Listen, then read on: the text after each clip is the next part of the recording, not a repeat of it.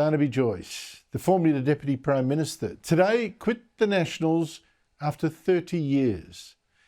He hasn't yet confirmed he'll now join Pauline Hanson's One Nation party, but I'd put some money on it. Now, the rubbish I'm hearing about what is done and shouldn't have, people clearly are panicking some. I'll talk to Barnaby Joyce in a second, but here he is announcing his move in Parliament today.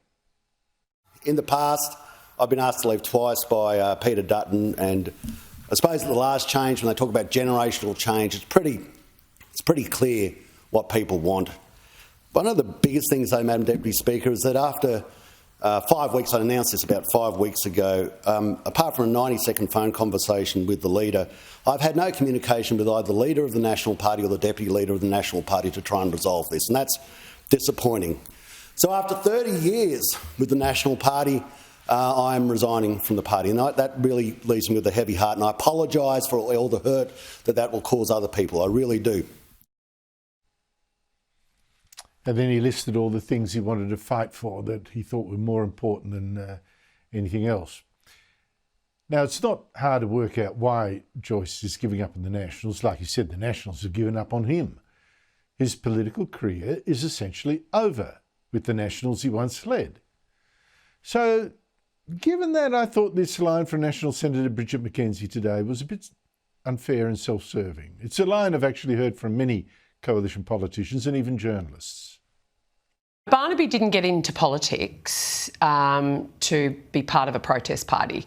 He has done some significant things in his 20 years. He's built highways, he's kicked pistol and boo out, he's reformed our biosecurity laws, he made changes to the Competition Act to actually protect small business. So he's actually done serious things and his legacy is significant. That will be trashed if he goes to One Nation. I've got to ask how much the National Party truly cares about Barnaby Joyce's reputation, when some of their MPs have been trashing him for quite a while now as a loose cannon, an embarrassment, a has-been, banned him even from speaking outside his electorate during the last election. I mean, why wouldn't Joyce become a One Nation senator instead at the next election? He'd prolong his career for a start. It increases influence. One Nation would then have more senators than the Nationals, at least 5 with Joyce there, possibly more, 6 or 7.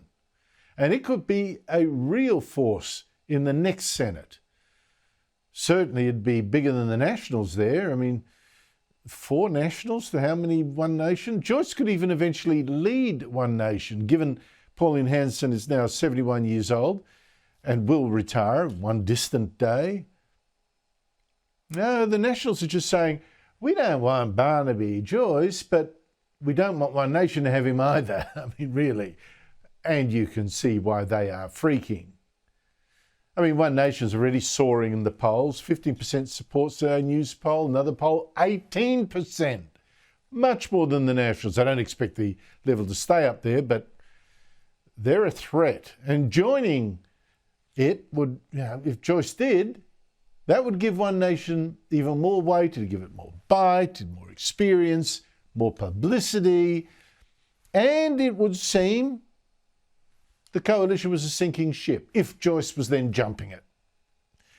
Now, you might wonder why Joyce today didn't go the whole hog and also say he was joining One Nation, when Hanson this week even cooked him a Wagyu steak, although admittedly in a sandwich toaster.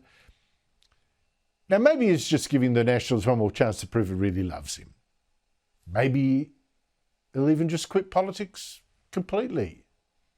Unlikely. To me, though, it seems that perhaps Hanson herself forced this delay by dressing up in a burqa in the Senate this week, which she judges electrified her base, but which actually might be the kind of out there stunt that isn't Joyce's style, not one he wants to associate himself with too much. I mean, and if Joyce had then said, joining One Nation, stood up with Hanson, blah, blah, blah, it would all have been about the burqa. You know where the questions would have been, and it wouldn't have been the issues that Joyce wants to push as a One Nation politician. He mentioned most of them in his explanation to the Parliament today. You know, it's the power prices, it's the debt, it's the trashing of our national symbols, it's certainly the global warming scare and immigration. So wait and see. I do think Joyce's other shoe will drop and One Nation will then live on for another generation to come. No wonder the Nationals are nervous.